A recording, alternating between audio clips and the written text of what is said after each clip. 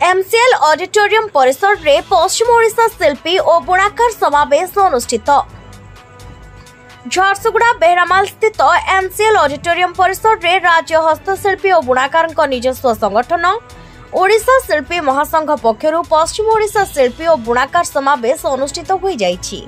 एही अवसर रे मुख्य अतिथि भावरे राज्य राजस्व और विपर्य परिचालना मंत्री सुरेश पुजारी और झारसुगुड़ा विधायक टंकधर त्रिपाठी उपस्थित रहिथिले। समावेश रे झारसुगुड़ा, सुंदरगढ़, कलाहांडी, बलांगीर, बरगढ़, संबलपुर और सुवर्णपुर जिल्लार बहु संख्यार शिल्पी और बुणाकार माने जोग देई कारीगरंकर आर्थिक विकास सहित जड़ित नूतन डिजाइन, ई मार्केटिंग, कंचामाल समस्या, आर्थिक परिचालना और सामाजिक सुरक्षा आदि प्रसंग रे मंत्री मानक सहित सविशेष आलोचना करथिले। तेबे आसंता दिन मानकरे बुणाकार मानक पई एक रोड मैप प्रस्तुत कराजिबो एवं एने विभागीय मंत्री एवं अधिकारी मानक सह मु निजे रोड मैप प्रस्तुत करिबारे सहायक हेबे बोली राजस्व मंत्री सुरेश पुजारी कहिसंती।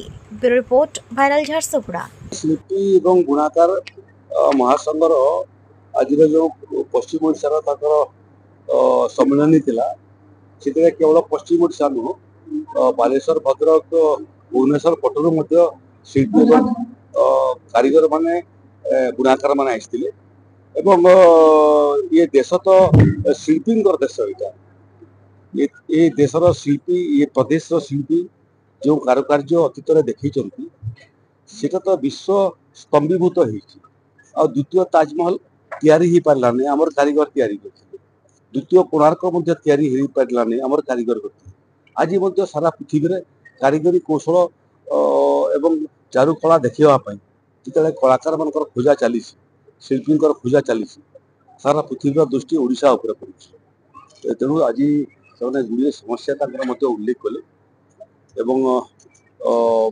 ट्रेनिंग, एग्जिबिशन एवं तार सांगरे सांगरे शिल्पी एवं बुणाकार मानकर आर्थिक स्वच्छता हासिल करने जो जो योजना अच्छी योजनार टार्गेट पढ़ाई से निवेदन कर। झारसुगुड़ा भुवनेश्वर फेरला विभागीय मंत्री एवं विभागीय सचिव मान कथबार्ता करी झारसुगुड़ा स्वतंत्र भाव में झारसुगुड़ा जिला प्रशासन एवं एठिकार जो मैंने शिल्पी एवं बुणाकार अच्छा प्रतिनिधि मान बसैबी।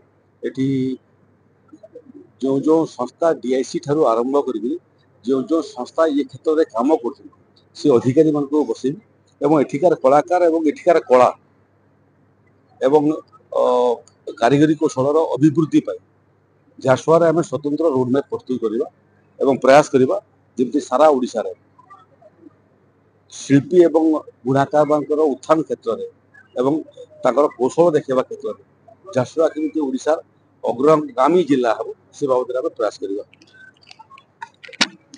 क्या आप अपने लिए एक लेटेस्ट स्मार्टफोन की तलाश कर रहे हैं या अपने पुराने फोन से बोर हो चुके हैं और चाहते हैं उसे एक्सचेंज करना? तो घबराइए मत, आज ही विजिट करिए Konark video sales and service. चाहे जिस भी कंपनी का फोन आप खरीदना चाहते हो, तो हम आईफोन, वीवो, सैमसंग जैसे ट्रस्टेड और फीचर्स लोडेड स्मार्टफोन से लेकर नथिंग, आईक्यू, इन्फिनिक्स जैसी यूनिक कॉन्सेप्ट के फोन, यहाँ सभी रिनोन कंपनी के फोन बड़ी आसानी से आपको मिलने वाले हैं। यहाँ पे ऑल इंडिया फाइनेंस ऑप्शन भी अवेलेबल है। यहाँ आप अपने ओल्ड फोन को एक्सचेंज करके अपने पसंद का एक नया फोन भी ले सकते हैं। तो यहाँ आपको सैमसंग के सभी लेटेस्ट ओरिजिनल डिवाइस बड़ी आसानी से मिल जाएंगे। तो देर क्या करना, आप भी विजिट करिए कोणार्क वीडियोस और आज ही अपने फोन को अपग्रेड कराइए। उनका एड्रेस है मेन रोड, झारसुगुड़ा।